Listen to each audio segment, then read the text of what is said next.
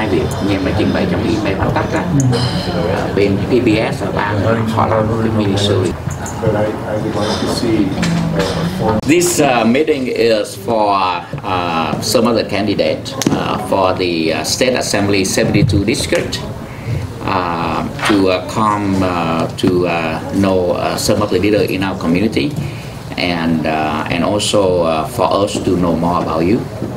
I invite, on behalf of the Vietnamese American Federation of Southern California, I invite you, and we thank you for taking the time from your busy campaign schedule to be with us and share with you your campaign platform. Allow us to understand you more. This is not a formal debate. This is just a meet and greet, and it is very informal. And I would like to begin. Anh Long, anh Đạt, mời anh ngồi đây. Why don't we? You can sit here too. Why don't, because this is, we want this to be an informal environment for all of us to get comfortable, to know each other, and I think the friendly setting would be the best for candidates to share with us your platform, your personality, what you believe in. And to begin, why don't we have a round of introduction? Let's start from the community leader us, so that you understand us. And then we go to each candidate, and you guys can briefly introduce yourself. And then after we all settle in, each of you will have a few minutes. You can spend up to maybe 5-6 minutes, depending on how much time you need, to talk about yourself, what's important to you, overall in as the State of Assembly office, and what's important to you representing the Vietnamese Americans. And so and then after that we will have a Q&A and sharing each question. So let's start with Mr. Buổi. Yeah, Richard Buồi, the chairman of the Central Coordinator Republics of Army Vietnam in Southern USA. Okay, my name is James Cowes, who used to be a soldier from the South Vietnamese Armed Forces, and currently I'm the president of the Vietnamese National Military Academy Alumni Association overseas. So I currently actively working in this community. Hi, my name is Patrick. I'm the member of the anti-communist group, and also I work on the internet. Like I send information from here to overseas, and also I receive information from overseas over here and send to Vietnamese community. My name is Nguyen. I'm the chairman of the executive committee of the Assembly of the Republic of Vietnam Association, Veteran Association. My name is Long Pham. I'm a vice president of vice chair of the Vietnamese American Federation of Southern California. And my name is Phát Buổi. We know each other throughout the last couple of years or sometime longer. And I'm the chairman for the Vietnamese American Federation of Southern California. I was elected by 13,000 votes. That's a lot of votes, considering the system is we don't have a good system like the voter registration. And anh Long, can you sit here? Anh Khanh? Oh, yeah. No. And so I represent Vietnamese American from Santa Barbara, Ventura County, all the way down to San Diego, and that position has a 3-year term. So now I will be soon up for re-election. I'm also the council member of the City of Garden Grove, but today I'm keeping that hat off at the City Hall. I'm purely just representing my community. And so we just had Mr. Khanh Nguyen. Khanh Nguyen is also the president of the Little Saigon Foundation, a very prominent leader in our community. And Khanh, please tell the candidate about a little bit about yourself. Sorry to come a little late. I just got a short notice. Okay. But anyway, I'm here today on behalf of the Vietnamese Interfaith Council of America, and we have some concern that we would like to ask you, and how we do if you elected. Okay. And I also would like to acknowledge two newspapers joined with us, but because of short notice, this is just pulled from the thin air in the last couple of days. The Việt Báo daily newspaper and the Viễn Đông newspaper, and they because they are so busy and overwhelmed with the Black April report that they need to write, they cannot be here, and they asked us to have permission to turn on the recording so we can share with them, and so they can provide the story if everyone don't mind. That's fine with me. Where is my voice recorder? Okay. Now we are officially recorded. So, so could you please share with us your, a little bit about your introduction? Well, I'll start. Greg Haskin, candidate for the 72nd Assembly District. I've lived here in Orange County in the district in which I'm running for 35 years. I'm married. My wife is an educator. She's taught or been a principal in this district for 25 years. I've got two children. They're both very successful in their careers. Deep Republican roots. I was executive director of the Republican Party here in Orange County for many years. District director for Congressman Chris Cox, and for the last 18 years I was senior director of government affairs for PepsiCo, covering 13 states, fighting mostly taxes and regulations and that kind of thing. One thing of note to all of you is that I do have a particular passion about saving the world from communism, if you might put it sort of bluntly. I have done democracy training in Cambodia, Angola, Ukraine, Uganda, Mongolia, and a couple of South American countries as well. And I've gone in and worked with these folks in countries that were previously under Soviet rule or under other forms of communist rule. And these were places where people would have been shot or disappeared for expressing their own point of view. And then suddenly they're forced with having open and free elections and trying to figure out how to work in that process. And I've also spent time touring in other communist countries. I was in the Soviet Union way back, long before they started to crumble. I've been to Cuba, I've been to a lot of strange places. But I truly believe in human freedom and human rights. And I'm absolutely committed to making sure that we in the United States do everything that we can to create the opportunity for the people in these oppressed countries to achieve freedom. And so that might be something of a little bit of interest to you as well. Yeah, my name is Josh Lowenthal. I'm also a candidate in the 72nd Assembly District. I live in Huntington Beach with my wife and 3 daughters. They're young daughters. They are age 7, 6, and 3, and they attend public school in the community. I'm a business person. In fact, I'm the only Democrat in this race, but I'm also the only business person in this race who has started companies successfully, and I have hired hundreds of employees, as a matter of fact, across these companies. I'm the president of FreeConferenceCall.com, and we are the largest retail conference calling company on the planet. A conference call means that anybody, all of us could jump on one phone call together, and you can have thousands of people on the same call together. And we operate in 70 countries around the world, as a matter of fact. There's about 40 million people who use the service on a monthly basis across the world, and billions of minutes of telecom traffic as a result.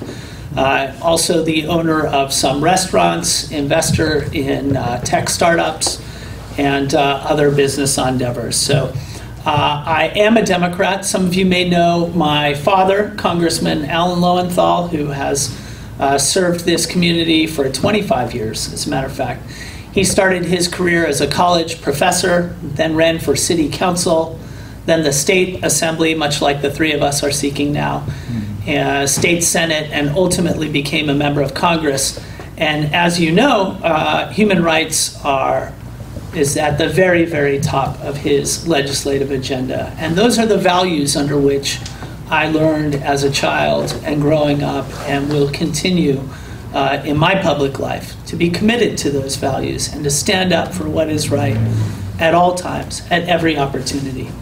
I believe that this is a very special community, a very unique community.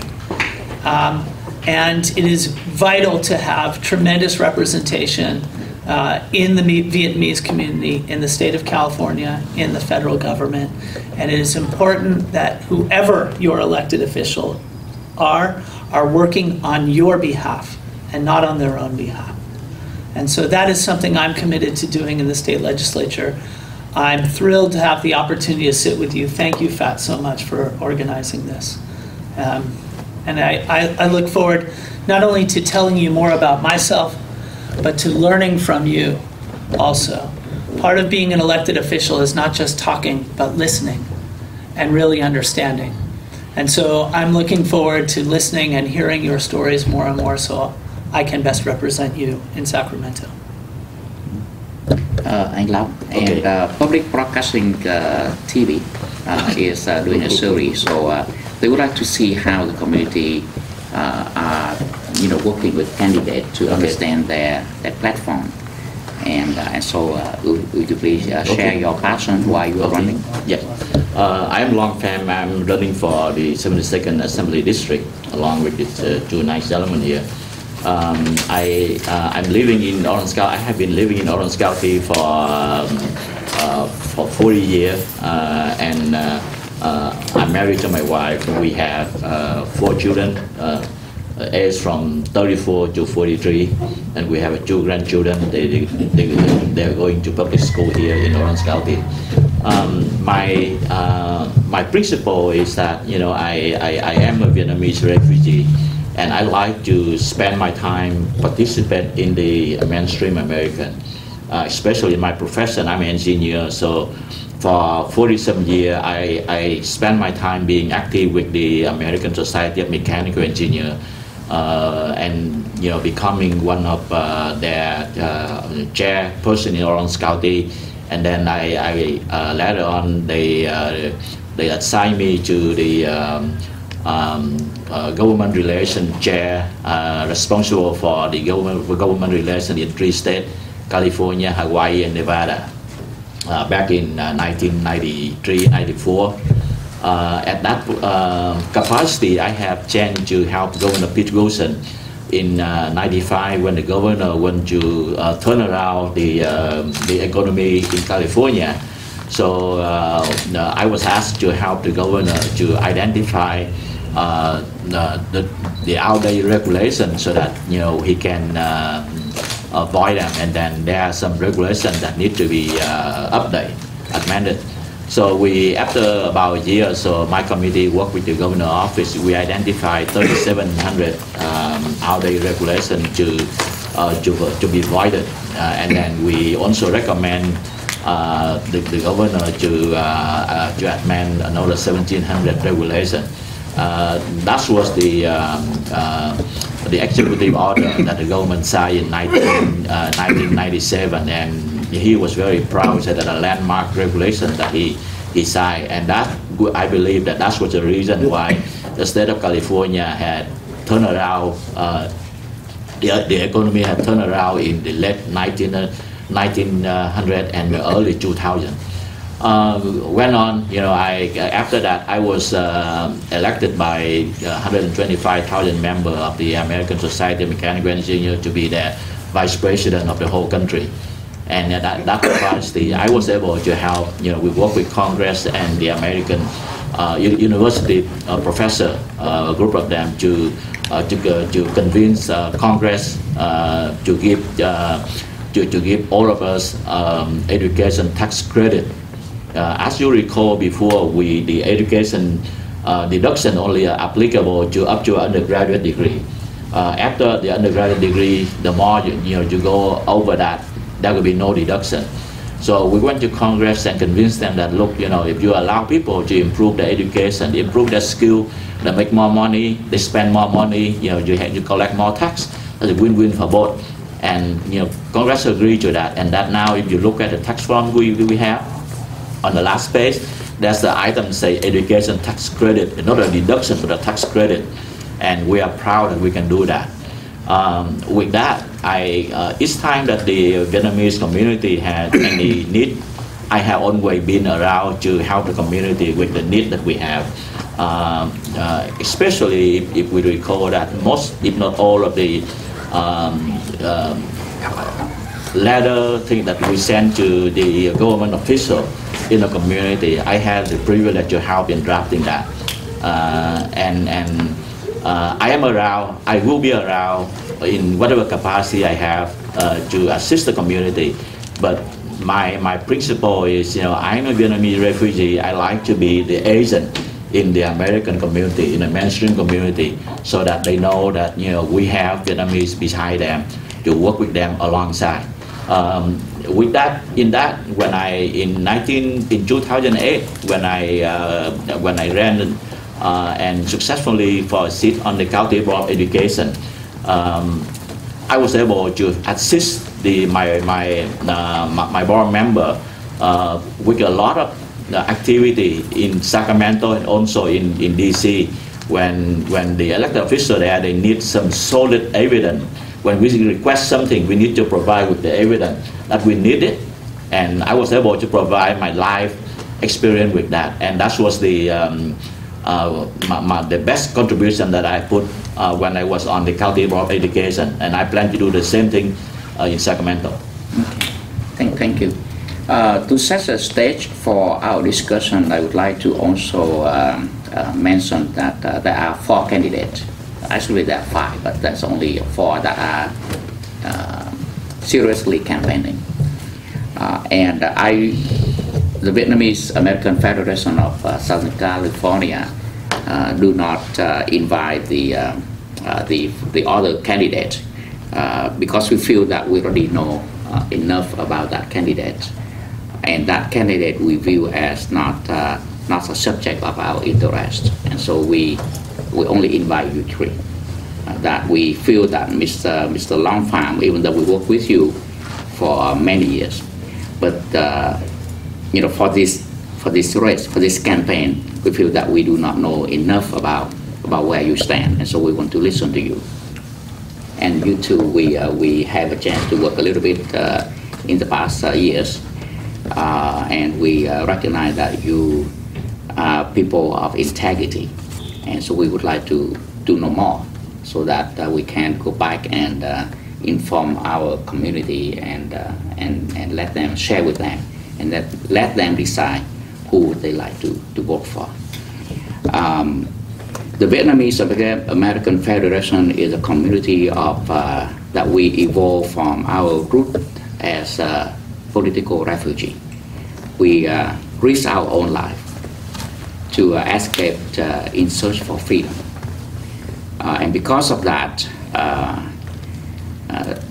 because there are only a few, maybe a couple million of us worldwide, about 1 million plus in the United States, and we continue to realize that many others who still in Vietnam do not have the freedom that we have, and they are continuing being oppressed. They don't have freedom of religions. They don't have freedom for assembly. They don't have freedom of expression. Even though there are some economic progress in Vietnam, but only a select few that have that privilege. The majority of the people are poor, and they are being deprived of their fair opportunity. They don't have human rights. And so we feel that we need to be their voice, because they do not have their own voice. We need to be their own eyes because they are being blindsided by the dictator government in Vietnam. We need to be their ears because they are blocked from, knowing the true truth. And so it is very important for us, and it is a passion that we, on one hand, need to assimilate into the United States, this great nation. But on the other hand, we cannot forget our roots and not be responsible for them. And this is why we select our elected official very carefully. Not only that person need to help us building a better life here, a stronger community here in Orange County, but also helping us, stand up for human rights in Vietnam and maybe extend it to some other area in the world. And that is why we, even though it is natural for us to be wanting to have a Vietnamese American representing us, but that's not our bottom line. Our bottom line is having someone that represents our cause, our needs, and are willing to listen to us. And that's why we appreciate you taking the time just to meeting with a few of us. And then later on, during the conversation, we can talk about maybe we might want to enlarge it and have a formal public debate for you if we all think that is a good thing to do. Okay, so I don't know if any of you would like to have any other statement about your candidacy before we turn into an informal, friendly Q&A. I'm eager to address the questions that you might have, so let's go ahead and do the questions. May I have the first question? Yes, please. As you know, I'm representing Vietnamese Interfaith Council in America. Our primary concern is the faith well-being of our follower and the member. As well, we're also concerned of the economic, social, education, and the state, specifically in the state of California, where all three of you are going to, campaign for that position at the State Assembly in California. Our recent concern is the bill called Assembly Bill 2943, that if any religious leader, specifically Muslim Christian, discuss or issue or try to share information about confusion of their follower about the genders and the sexuality and things like that, I think that will be outlawed. And the bill has passed to Assembly. We are very disappointed with our local Assembly member in representing this area. Now the bill is to go to the Senate and wait for the Senate approval and voting on it. We want to know, we heard from all three of you, both of you, Mr. Haskin and Mr. Lowenthal, talking about international issue, talking about human rights, talking about, fight the communists, and again, those, to our belief, that's beyond your position if you're elected to be a assemblyman in California. That's dealing with California issues that concern California resident. What we want to know is why should we vote for you, and what are you planning to do when you get elected? And we'd like to ask the same question to each of you. Could you please explain a little bit about the proposed bill 2943? So because some of us here may in the community I have a copy of the bill here with me. Yes.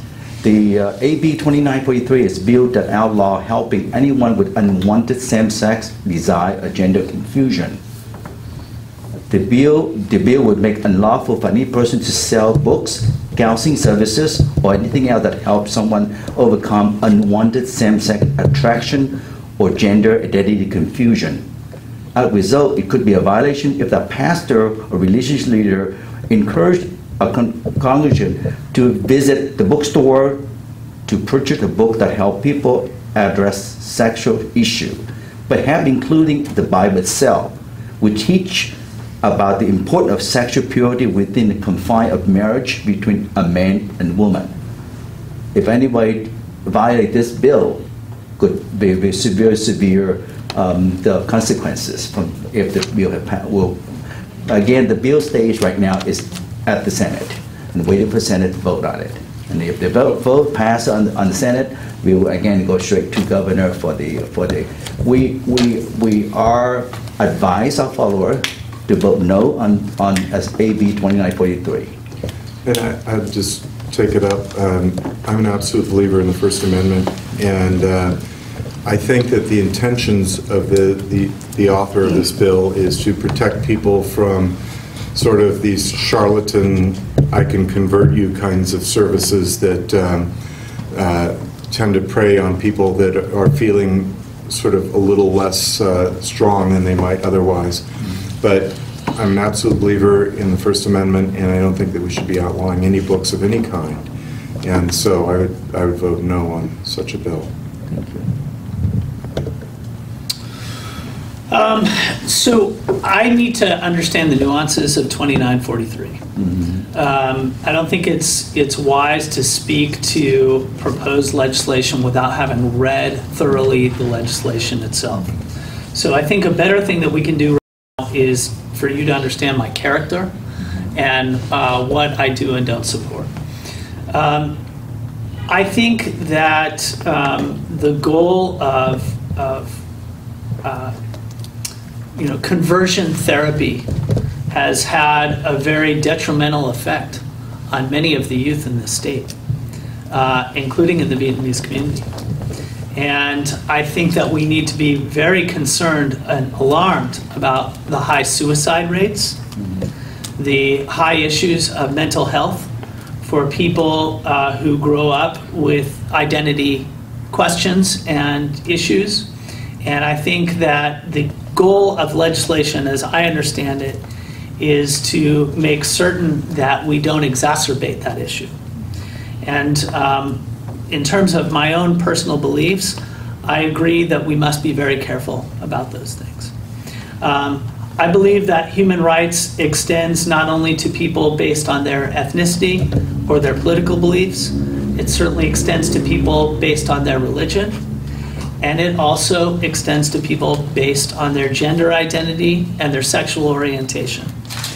And I believe that we must be the same way that we need to speak up for against the regime in Vietnam for their human rights abuses, that we must find if there's abuse or things taking place of any peoples and any opportunity we can speak out against those, we should. But human rights issues, those are international issues. What I'm concerned, what we concerned here is California issue. These who concern California resident. That's what I'm concerned right now. Understand. Thank you.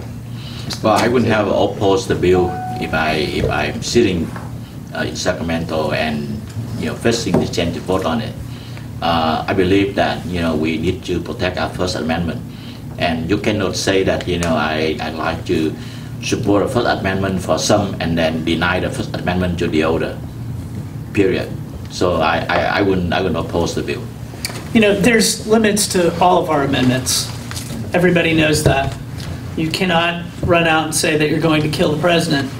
You cannot yell fire in a crowded theater.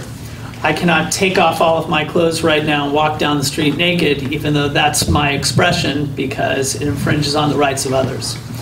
And so there's always a balance on expression, period. And the deciding factor in that should always be what is ultimately beneficial to society and what isn't. And that's a question as a legislative body that we always have to be asking ourselves as these issues arise. So you're right, I'm speaking about an international issue, but ultimately a lot of the themes end up being the same. Whether or not you're impeding upon, if impeding upon expression has a beneficial or a negative impact to society as a whole. Any other question? Let me start because I have quite a few questions. Because as a chairman of the Vietnamese American community, I want to say one other thing, sure, if that's okay. I'm Jewish. I come from a family that came to this country because of religious persecution, as a matter of fact. All of my grandparents escaped Eastern Europe because of religious persecution. So we didn't come to the United States for economic opportunity. We came to the United States to survive. And this is an issue of tremendous sensitivity if you talk amongst the Jewish people. And I just want to say there needs to be more dialogue, because I think that there's always going to be a place where expression shouldn't be limited, at the same time where you're protecting the rights of people who could be affected negatively on the other side. Thank you. Okay. To us, a lot of time we face tremendous conflicting idealism. And it is interesting, and as an elected official, sometimes I'm faced between very difficult choice between those conflicting idealism. And so it's interesting for us to know what is your thought process, and how do you choose to vote on the issue when you are faced with such a difficult dilemma. For example, one example is a question that Mr. Tranh just raised. But let me throw at you another example. The Vietnamese refugee here in the United States, we do not want to do business with the communists. We do not want to embrace the communists. But how do we draw the line? It's difficult, right? The USA continue to do trade with Vietnam and want to promote trade with Vietnam. And so is the state of California. If one of you become the state assembly, California want to do trade with Vietnam and want to increase it because it's helped to grow the California economy. So how do you will be faced with a question someday that you want to vote on a bill. You will need to meet with the Vietnamese government, communist government delegation, including you, Mr. Long. And so you will have to be faced with the question: should you vote for yes to promote trade? And if you do, then you are working with a government that are brutally oppress their people. They do not respect human rights. If you don't, then you will, not working to help advance trade for California. So how would you vote? And under what condition? What is your compromise when you are voting on a bill with the U.S. With the government of Communist Vietnam? It is a general question, but we would like to understand, when you face that tough issue, how is your thought process, and how do you wait in order to consider your vote? I'll be happy to start. A couple of things that always impressed me about the Vietnamese American community. Number one is the incredible success that people have had coming here, many of them with absolutely no resources at all, just the clothes on their back, and they built a life for themselves, for their families. They built a successful community, and they have a lot to show the rest of the country. So it's constantly amazing to me that the success stories that you have. It's also constantly amazing to me how few general Americans understand what you've been through and what continues to go on in Vietnam. And the state of California right now does have a number of sort of, I guess if you would call it, blacklisted countries that they do not do business with. PERS does not invest in certain countries or in companies that do businesses with certain countries. And there are a lot of different steps that the state of California takes to try to put a spotlight on conditions that are undesirable around the world. I don't think that people understand enough about what's going on in Vietnam. And so when these trade agreements come up, people think, well, Vietnam has been liberated and they're a happy bunch of people, and you know, we should go ahead and do business with them because we're a free market kind of a country. But they don't realize that, in fact, they could be facilitating some things that are very undesirable. So I think that your question, Fat, should be preceded by what can we do to try to build an understanding about what is going on in Vietnam. And I think that the greater understanding there is about the human rights violations that are happening in Vietnam by the people of the state of California and by the state itself, the more leverage we could have in those kind of trade agreements in trying to put some kind of condition on them to try to improve conditions in Vietnam for the Vietnamese people. So I wouldn't want to just wait until suddenly the Vietnamese trade delegation was standing in my office to try to figure out how I'm going to vote with them or against them.